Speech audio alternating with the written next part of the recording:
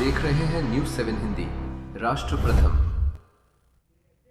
देश की बड़ी खबरों में सबसे पहले बात तमिलनाडु सरकार द्वारा लिए गए एक ऐसे फैसले की जिसने सियासी गलियारों से लेकर शिक्षा जगत तक हलचल मचा दी है। आखिर क्या लिया गया फैसला, क्यों हो रही इसकी इतनी चर्चा और शिक्षा के क्षेत्र में इसका क्या असर पड़ सकता है, सब जानेंगे इस खास रिपोर्ट में। तमिलनाडु की राजनीति में एक बड़ा और चर्चित फैसला सामने आया है। मुख्यमंत्री थलापति विजय ने साफ शब्दों में घोषणा की है कि अब राज्य के किसी भी स्कूल परिसर में राजनीतिक दलों के कार्यक्रम आयोजित नहीं किए जाएंगे। मुख्यमंत्री ने साफ कहा कि मैं स्कूलों में राजनीतिक पार्टियों के आने और वहां कार्यक्रम करने पर रोक लगा रहा हूं। स्कूल पढ़ाई के लिए है, राजनीति के लिए नहीं। उनके इस बयान ने राज्य की नहीं पूरे देश में शिक्षा और राजनीति के संबंधों पर नई बहस छेड़ दी है। मुख्यमंत्री विजय का कहना है कि स्कूल बच्चों के भविष्य निर्माण का केंद्र है। यहाँ बच्चों को ज्ञान, अनुशासन, नैतिकता और बेहतर नागरिक बनने की शिक्षा मिलनी चाहिए। ऐसे में यदि स्कूलों का इस्तेमाल राजनीतिक सभाओं, प्रचार या दलगत गतिविधियों के लिए किया जाता है तो इसका सीधा असर शिक्षा के माहौल पर पड़ता है। उन्होंने स्पष्ट किया कि सरकार का उद्देश्य किसी राजनीतिक दल को निशाना बनाना नहीं, बल्कि शिक्षा संस्थानों की गरिमा और निष्पक्षता को बनाए रखना है। आगे कहा कि बच्चों को राजनीति की प्रतिस्पर्धा से दूर रखते हुए उन्हें स्वतंत्र वातावरण में शिक्षा प्राप्त करने का अवसर मिलना चाहिए। उनका मानना है कि विद्यालय किसी भी प्रकार के राजनीतिक प्रभाव से मुक्त रहे, तभी छात्र बिना किसी दबाव के अपने व्यक्तित्व का विकास कर पाएंगे। उन्होंने अधिकारियों को निर्देश दिए कि राज्य के सभी सरकारी और निजी स्कूलों में इस फैसले का सख्ती से पालन सुनिश्चित किया जाए। सरकार के इस निर्णय के बाद शिक्षा विभाग जल्द ही विस्तृत दिशा निर्देश जारी कर सकता है। इन निर्देशों में यह स्पष्ट किया गया है कि स्कूल परिसर में किस प्रकार की गतिविधियों की अनुमति होगी और किन कार्यक्रमों पर पूरी तरह प्रतिबंध रहेगा। यदि कोई संस्था या राजनीतिक दल नियमों का उल्लंघन करता है तो उसके खिलाफ प्रशासनिक कार्रवाई भी की जा सकती है। मुख्यमंत्री विजय के इस बयान के बाद राजनीतिक गलियारों में भी हलचल तेज हो गई है। कई लोगों ने इस फैसले का स्वागत करते हुए कहा कि शिक्षा संस्थानों को राजनीतिक हस्तक्षेप से मुक्त रखना समय की जरूरत है। उनका मानना है कि इससे स्कूलों का शैक्षणिक वातावरण बेहतर होगा और छात्र अपनी पढ़ाई पर अधिक ध्यान केंद्रित कर सकेंगे। हालांकि कुछ राजनीतिक दलों और विश्लेषकों का मानना है कि सरकार को यह भी स्पष्ट करना होगा कि प्रतिबंध केवल राजनीतिक कार्यक्रमों तक सीमित रहेगा या सामाजिक एवं जन जागरूकता से जुड़े आयोजनों पर भी इसका प्रभाव पड़ेगा। इस मुद्दे पर आने वाले दिनों में और अधिक चर्चा होने की संभावना है।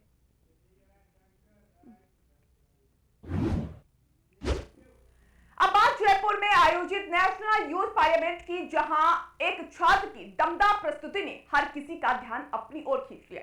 छात्र ने गोरखपुर से सांसद और अभिनेता रवि किशन की ऐसी शानदार मिमिक्री की कि वहां मौजूद लोग तालियां बजाने पर मजबूर हो गए।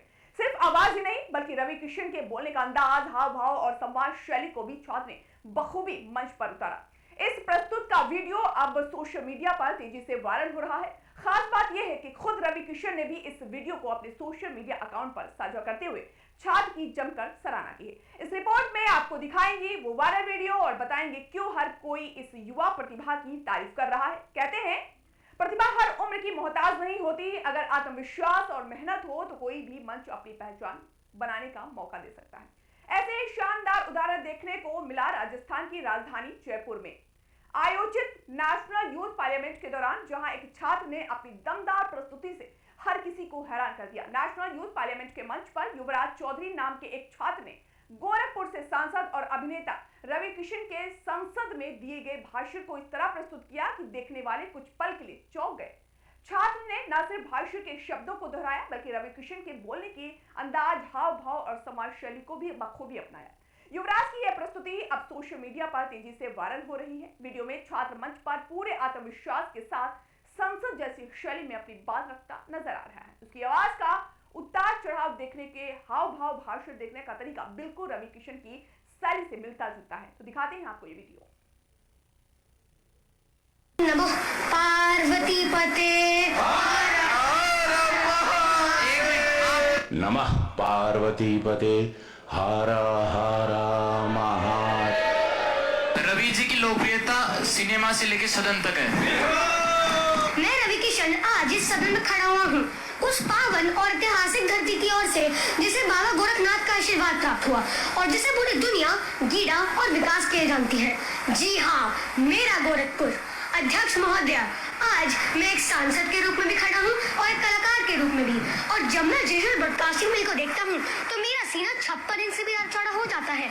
और जो मेरे कुछ ऑपोजिशन के साथी हैं वे इस बिल को देखकर ऐसा घबरा जाते हैं जैसे बिना हेलमेट के बाइक चला रहे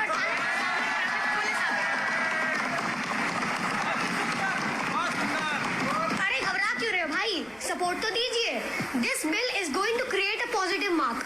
अध्यक्ष महोदय, भोजपुरी में कहावत है, जैसन अन्न वैसन मन और जैसन कंटेंट वैसन समाज। ऑपोजिशन कहता है ये बिल आजादी पर हमला है, पर लेकिन मैं इनसे पूछता हूँ कौन सी आजादी भाई? अभी कुछ दिन पहले ही गोरखपुर पुलिस का एक पुराना वीडियो वायरल हो गया जिसमें वो समाज से सिर्फ इतना कह रही थी कि सावधान रहे, पर कुछ लोगों ने उसे एडिट कर ये बना दिया कि वह कह रहे थे कि सावधान रहे क्योंकि बच्चा चोर गिरा आने वाला है। तो ये आजादी, ऐसा ही कुछ गोरखपुर के 14 साल की बिटिया के साथ कुछ हुआ। कुछ लोगों ने उसका डीप फेक बनाकर वायरल कर दिया। So when fathers respect auction online, तब समझ आता है रजिस्ट्रेशन और लाइसेंस कितना जरूरी होता है।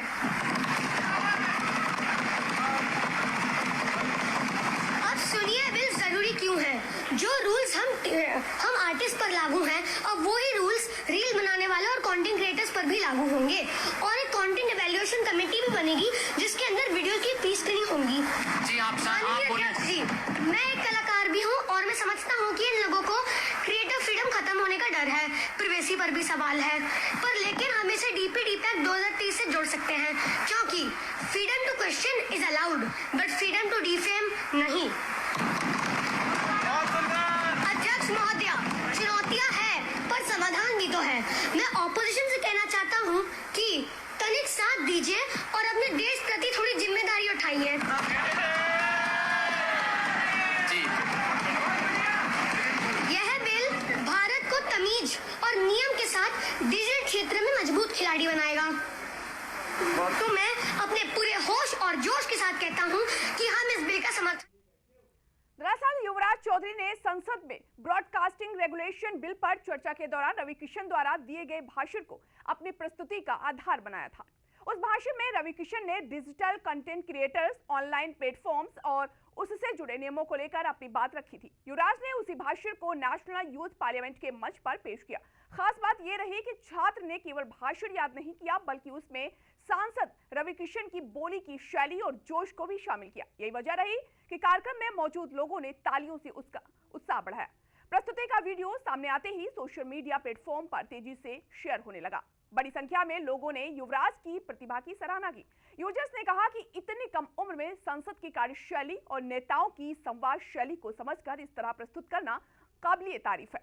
लोगों ने छात्र के आत्मविश्वास और मंच संचालन की क्षमता की भी जमकर तारीफ की। कई लोगों का कहना है कि ऐसे आयोजन युवाओं को लोकतंत्र, संसद की कार्यप्रणाली और सार्वजनिक संवाद की समझ विकसित करने में मदद करते हैं। युवराज चौधरी की यह शानदार प्रस्तुति जब खुद सांसद रवि किशन तक पहुंची तो उन्होंने भी छात्र की प्रतिभा की सराहना की। रवि किशन ने अपने सोशल मीडिया अकाउंट पर वीडियो साझा करते हुए युवराज के आत्मविश्वास, मेहनत और लोकतांत्रिक मूल्यों के प्रति उसकी रुचि की प्रशंसा की।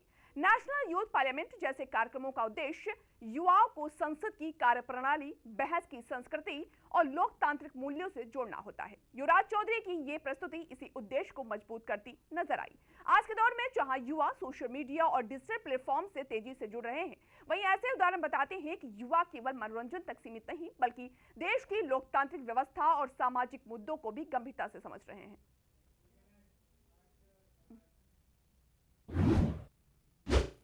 अब बात सामने आए एक ऐसे दावे की जिसने वैश्विक कूटनीति और भारत की विदेश नीति को लेकर नई चर्चा छेड़ दी है। पोलैंड के विदेश मंत्री राडोस्लाव सिकोर्स्की के हालिया बयान में दावा किया गया है कि रूस यूक्रेन युद्ध के दौरान संभावित परमाणु संकट को टालने में प्रधानमंत्री नरेंद्र मोदी ने अहम भूमिका निभाई थी। इस बयान के सामने आने के बाद अंतर्राष्ट्रीय स्तर पर कई सवाल उठने लगे हैं। आखिर इस दावे का आधार क्या है? क्या इसके समर्थन में कोई ठोस या तथ्य मौजूद है या महज एक राजनीतिक आकलन है? इस रिपोर्ट में जानेंगे इस पूरे दावे की पड़ताल और समझेंगे कि इसका वैश्विक कूटनीति पर क्या असर पड़ सकता है।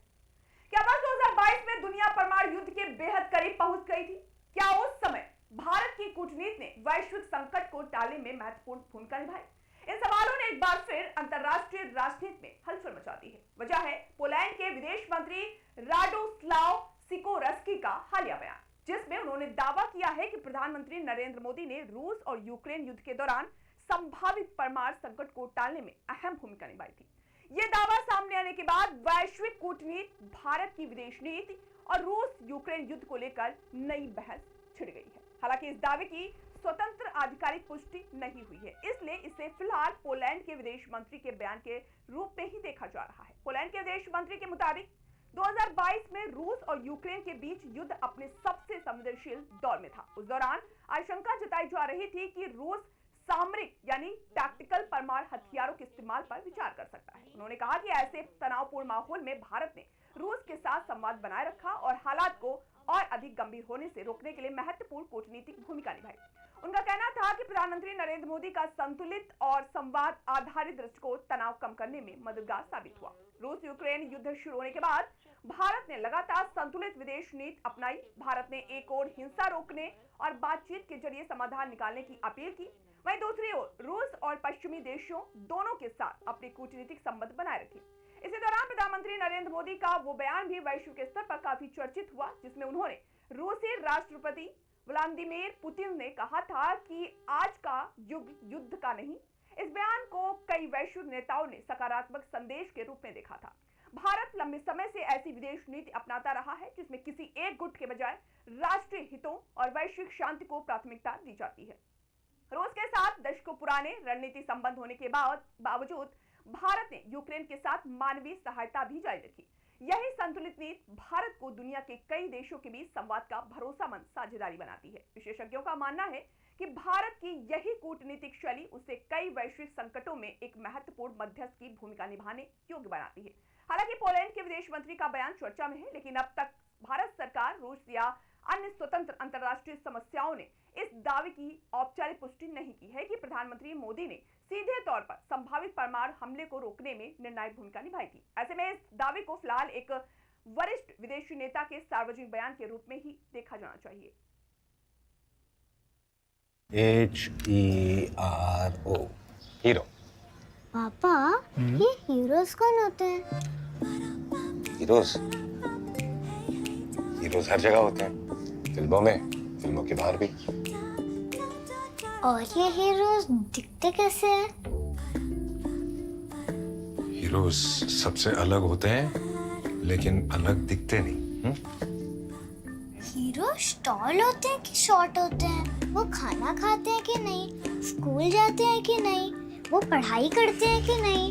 ये हीरोज भी होमवर्क करते होंगे क्या? वो कुकीज खाते हैं क्या? पापा, ये हीरोज करते क्या है? वो आपके साथ रहते हैं और आपको प्रोटेक्ट करते हैं। भाई, फिर तो आप ही मेरे हीरो हुए, क्योंकि आप ही मुझे प्रोटेक्ट करते हो। लेकिन इस घर में एक और हीरो है जो हमेशा आपको सेफ रखता है। मुझे तो कहीं नहीं दिख रहा। हीरोज हमेशा दिखाई दे ये जरूरी नहीं है। वो सिर्फ पर्दे के आगे ही नहीं, दीवारों के पीछे भी हो। गैलेंट एडवांस TMT सरिया, इसकी ताकत बने घर की ढाल और इसकी फ्लेक्सिबिलिटी रखे घर को सॉलिड सालों साल। गैलेंट एडवांस 500D TMT, निर्माण का रियल हीरो। सॉलिड भी, फ्लेक्सिबल भी। Gallant TMT। HERO hero.